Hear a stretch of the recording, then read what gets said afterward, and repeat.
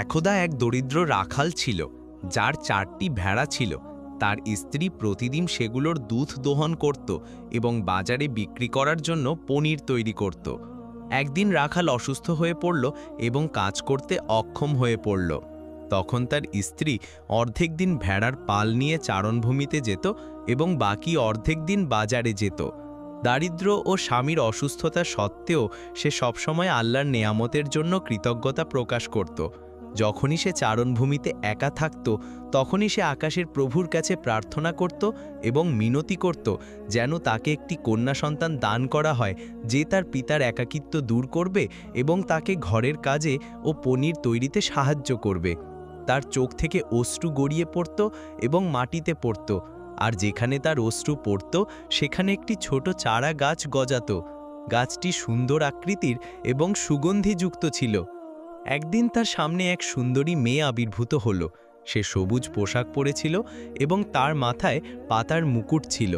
রাখালের স্ত্রী ভয় পেয়ে তাকে জিজ্ঞাসা করল, তুমি কি মানুষ নাকি জিন? মেয়েটি উত্তর দিল, ভয় পেও না, আমি বনের পরী রানী। আমরা উঁচু গাছের মধ্যে বাস করি এবং আমাদের সবুজ পোশাক এবং অদৃশ্য হওয়ার ক্ষমতার কারণে তুমি আমাদের দেখতে পাও না। আমি প্রতিদিন তোমার কান্না এবং প্রার্থনা শুনি, তাই আমি তোমার অশ্রুকে একটি সুগন্ধি গাছে পরিণত করার নির্দেশ দিয়েছি। এটি থেকে একটি মলম তৈরি করো এবং নিজেকে তা দিয়ে মাখো।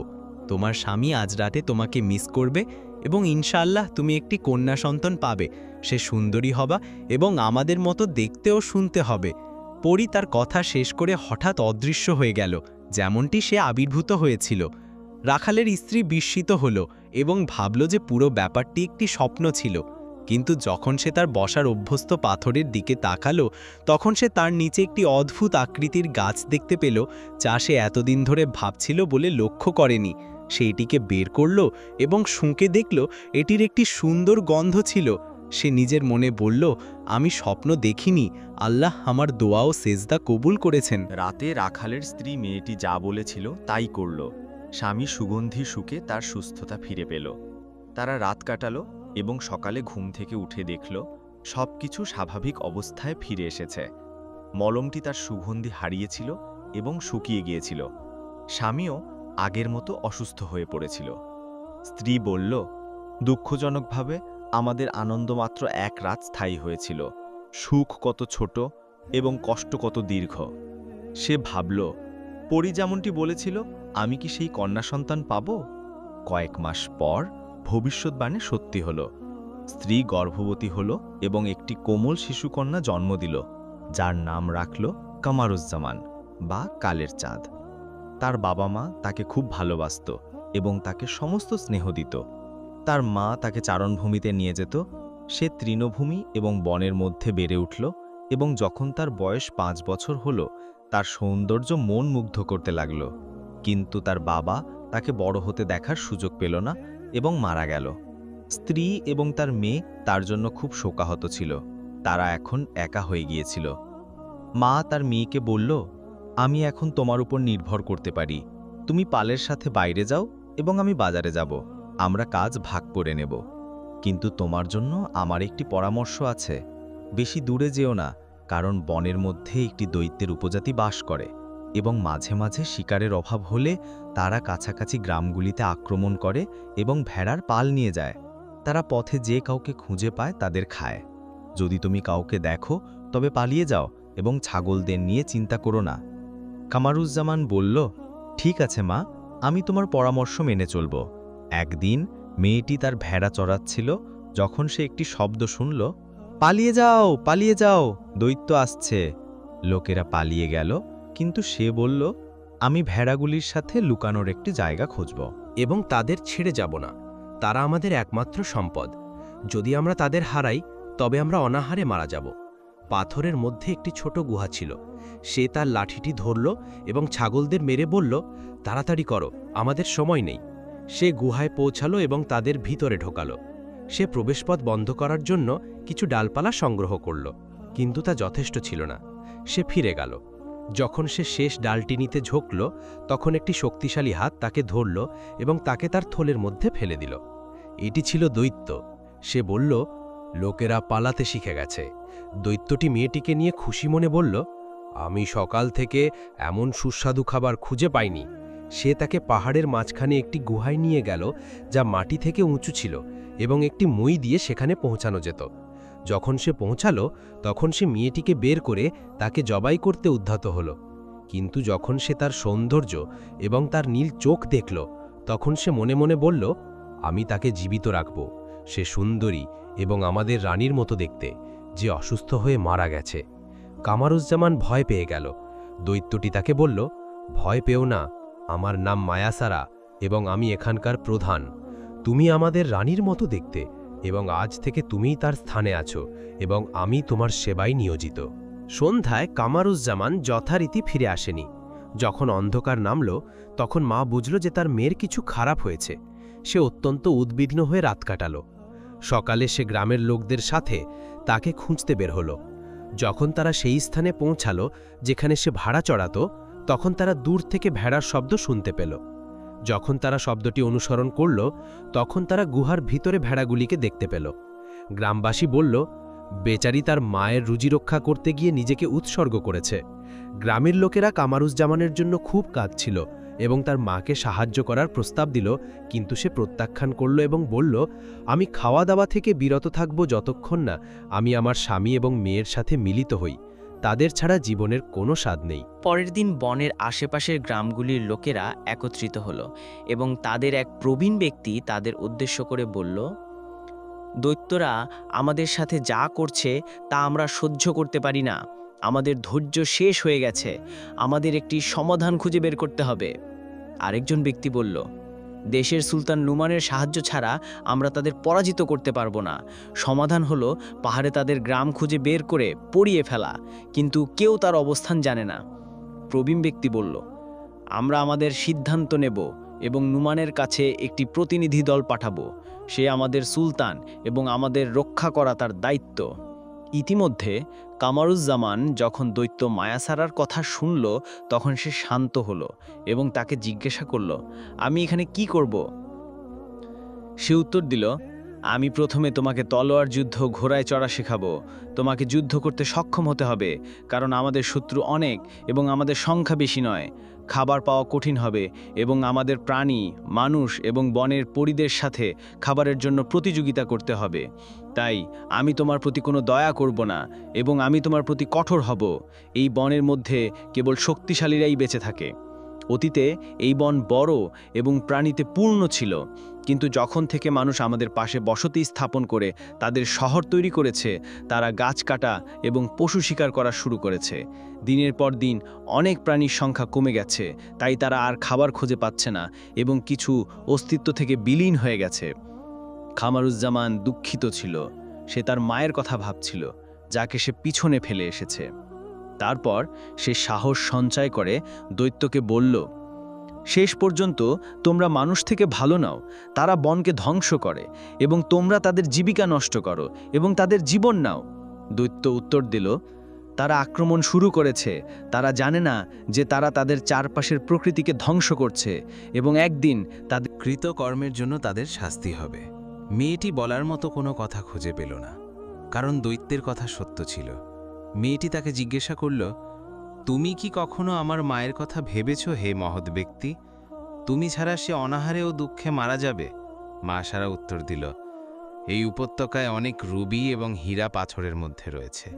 আমি একটি থলি সংগ্রহ করব এবং তোমার মায়ের দরজার সামনে রাখব।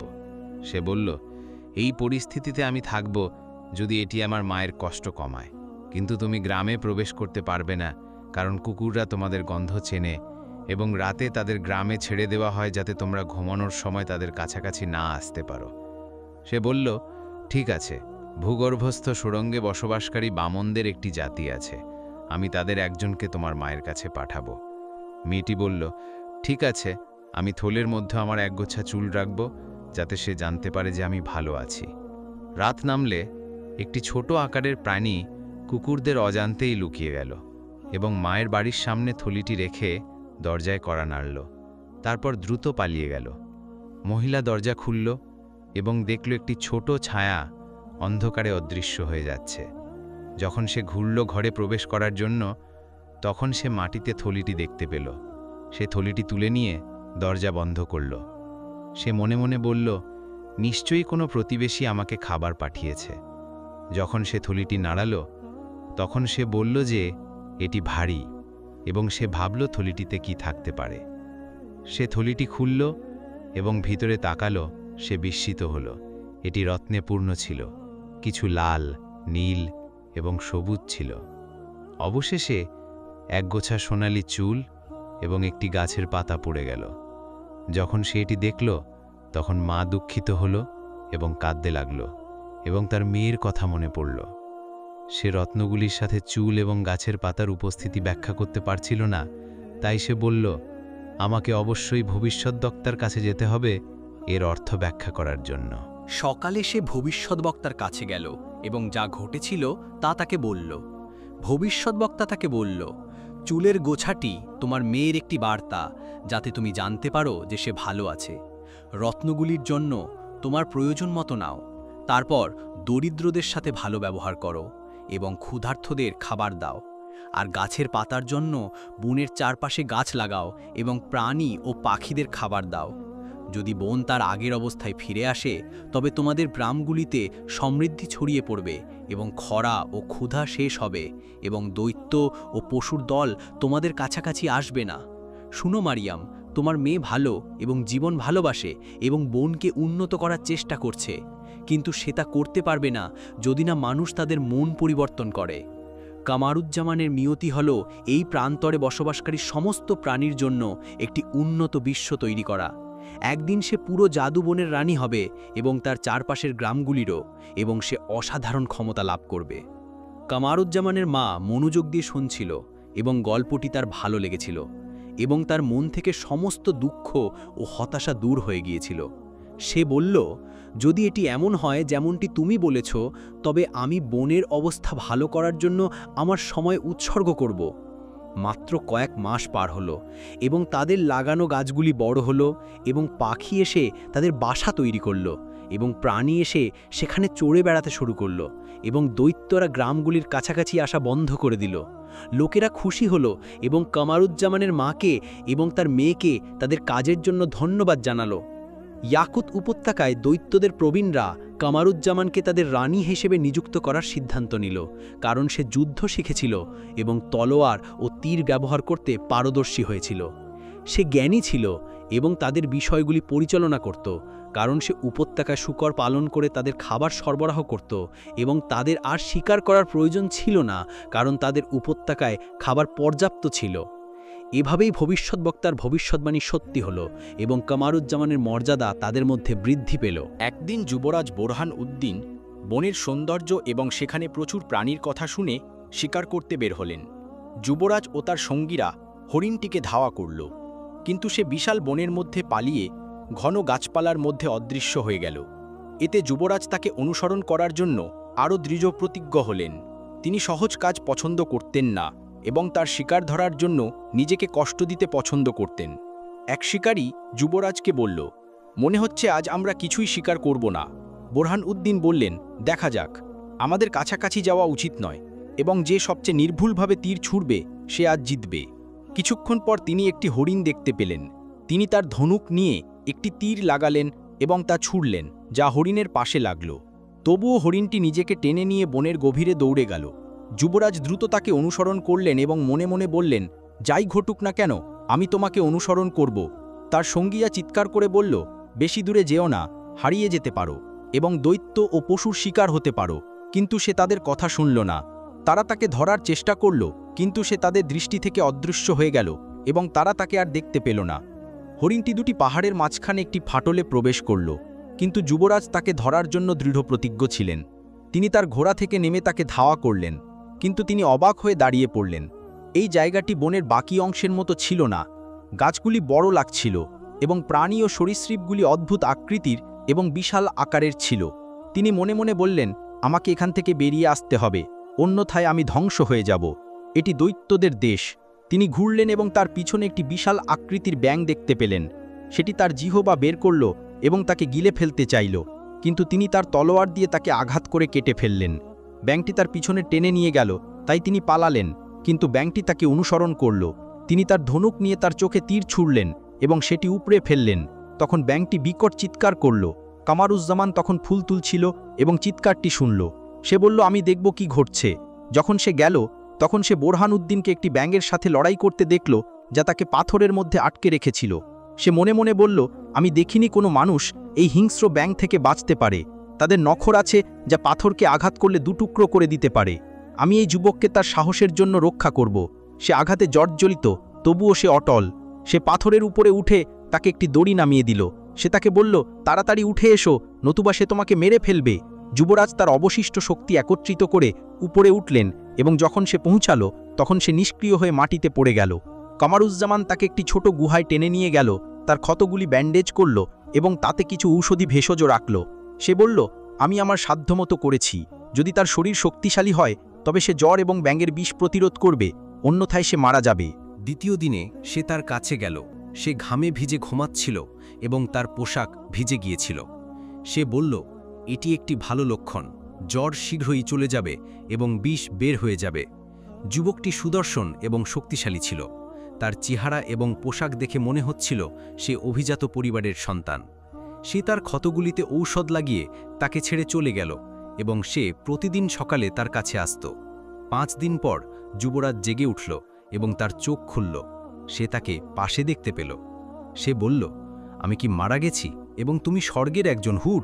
সে হেসে বলল, তুমি জীবিত, মারা যাওনি, কিন্তু এটি দৈত্যদের স্বর্গ। স্বর্গের জন্য তার সময় এখনো আসেনি। শক্তি ফিরে পেতে তোমাকে কিছু খেতে হবে। যখন তুমি সুস্থ হবে তখন তোমাকে এই জায়গা ছেড়ে চলে যেতে হবে। দৈত্যরা মানুষের গন্ধ পায় এবং আমি তোমাকে এখানে নিরাপদ রাখতে পারবো না। আমি তোমাকে বের হবার পথ দেখাবো এবং তোমাকে প্রতিশ্রুতি দিতে হবে যে তুমি যা দেখেছ তা কাউকে বলবে না। এই জায়গাটি আদিমকাল থেকে একই রকম আছে, কারণ মানুষ এটি জানত না এবং আমি চাই এটি এভাবেই থাকুক। বোরহানউদ্দিন বললেন, আমি প্রতিশ্রুতি দিচ্ছি যে এটি একটি গোপন বিষয় এবং আমি এটি আমার হৃদয়ে কবর দেব। তিনি তাকে জিজ্ঞাসা করলেন, আমি তোমাকে একটি প্রশ্ন করতে চাই, একজন সুন্দরী মেয়ে এই ভয়ঙ্কর জায়গায় কি করছে? সে উত্তর দিল, এই জায়গাটিকে ইয়াকুত উপত্যকা বলা হয় এবং আমি দৈত্য, বামন এবং সমস্ত জাদুবনের রানী। যুবকটি বিস্মিত হয়ে বলল, তাহলে তুমিই সেই রানী যার শক্তি ও জ্ঞানের কথা মানুষ বলে? আমি ভেবেছিলাম তোমার সম্পর্কে কথাগুলো মানুষের কল্পনা, সত্যি নয়। সে হাসল এবং বলল, তারা যা বলেছে তা সত্য। তখন সে তাকে বলল, আমি বোরহানউদ্দিন, সুলতান নুমানের পুত্র। সে উত্তর দিল, আমি তোমার ন্যায় বিচার এবং মহাত্ম সম্পর্কে অনেক শুনেছি। তারপর সে তাকে বলল, আমি এখন যাব এবং তুমি আমার অনুপস্থিতিতে বাইরে বের হবে না। যখন সে একটু দূরে চলে গেল তখন সে পিছন ফিরে তাকালো। যুবরাজ দাঁড়িয়ে তাকে দেখছিল। সে একটি অদ্ভুত অনুভূতি অনুভব করল, কারণ সে সুখী ছিল এবং ইয়াকুত উপত্যকাকে আরও বিস্ময়কর এবং সুন্দর মনে হচ্ছিল। সময় ধীরে ধীরে কাটতে লাগল এবং যুবরাজ বিরক্ত হতে শুরু করল। সে মনে মনে বলল, আমি এই অদ্ভুত জায়গায় একটু ঘোরাফেরা করব এবং এখান থেকে বেশি দূরে যাব না। যত সে এগিয়ে গেল তত সে একটি অদ্ভুত জিনিস আবিষ্কার করল। সে মাশরুম গাছ দেখতে পেল, যা একটি ছোট গাছের উচ্চতার সমান ছিল এবং 10 জন পুরুষকে খাওয়ানোর জন্য যথেষ্ট ছিল, এবং একটি কমলা আকারের একটি বেরি দেখতে পেল। সে প্রজাপতিদের ডানা ঝাপটানোর শব্দ, পিঁপড়েদের পায়ের শব্দ এবং শামুকের চলার শব্দ এবং অন্যান্য শব্দ শুনতে পাচ্ছিল যা সে চিনতে পারছিল না। যুবরাজ তার চিন্তায় মগ্ন হয়ে গেল এবং কামারউদ্দিনের সতর্কতা ভুলে গেল। হঠাৎ সে একটি চিৎকার শুনল এবং তার নিচের মাটি কাঁপতে লাগল। দূর থেকে সে দৈত্যদের তার দিকে দৌড়াতে দেখল। তারা তাদের লাঠি ও গদা নাড়ছিল। তাদের নেতৃত্বে ছিল দৈত্য মায়াসারা, যে চিৎকার করে বলল, তাকে পালাতে দিও না। আমি বুঝতে পারি না সে কিভাবে এই বনের মধ্যে প্রবেশকারী সমস্ত বিষাক্ত ব্যাঙ থেকে বেঁচে গেল। যুবরাজ তার দুঃসাহসিকতার জন্য অনুতপ্ত হল এবং তার সমস্ত শক্তি দিয়ে দৌড়ালো। সে পিছনে তাকালো এবং বুঝতে পারল যে দৈত্যরা তাকে ধরবে এবং সে অনিবার্যভাবে ধ্বংস হবে। কিন্তু সেই মুহূর্তে সে একটি ছোট গুহা দেখতে পেল এবং তাতে প্রবেশ করল।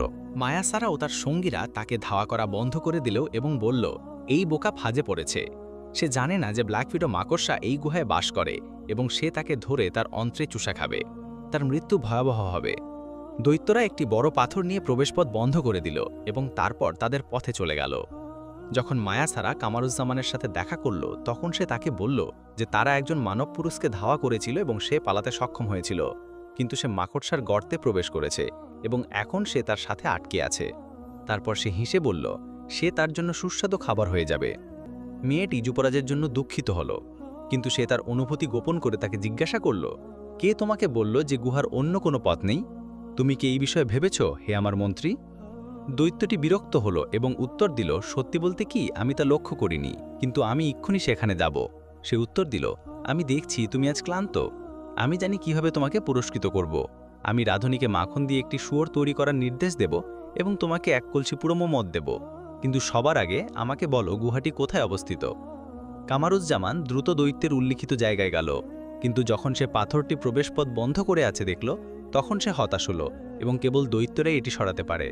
সে অন্য প্রবেশপথের সন্ধানে পাহাড়ের চারপাশে ঘুরে বেড়ালো এবং অবশেষে গুহার ছাদে একটি ছোট ফাটল খুঁজে পেল। সে একটি গাছের শিকড় দিয়ে একটি দড়ি তৈরি করল, সেইটি ধরল এবং ভিতরে নেমে গেল।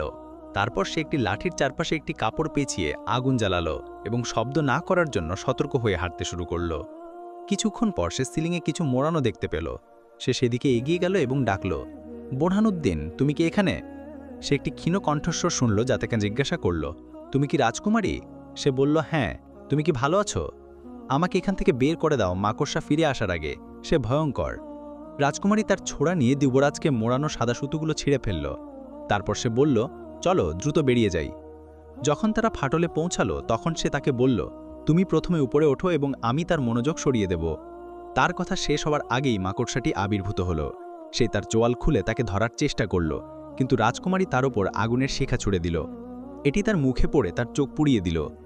মাকড়সাটি নিজের চারপাশে ঘুরতে লাগল এবং একটি চিৎকার দিল যা পাহাড়কে কাঁপিয়ে দিল।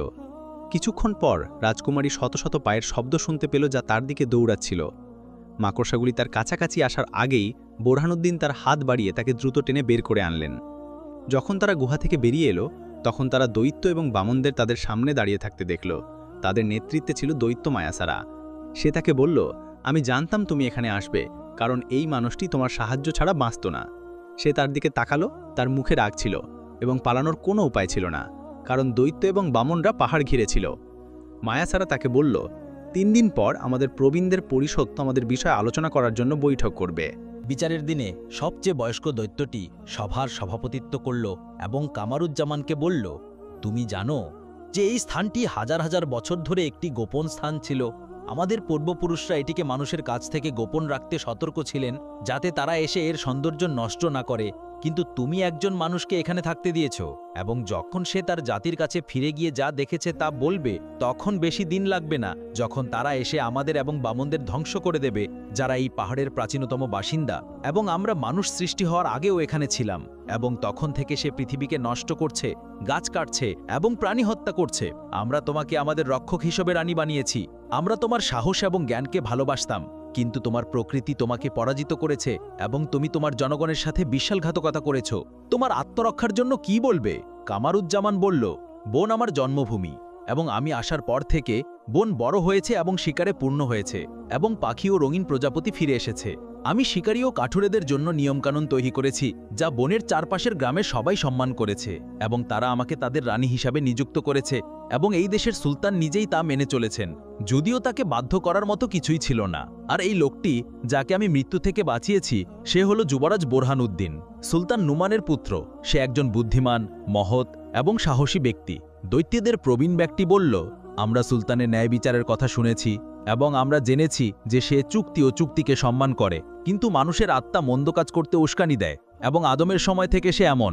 এবং আমরা শিখেছি যে সুযোগের উপর কিছুই ছাড়া যাবে না, বিশেষ করে যখন আমাদের দেশ এবং আমাদের অস্তিত্বের ব্যাপার।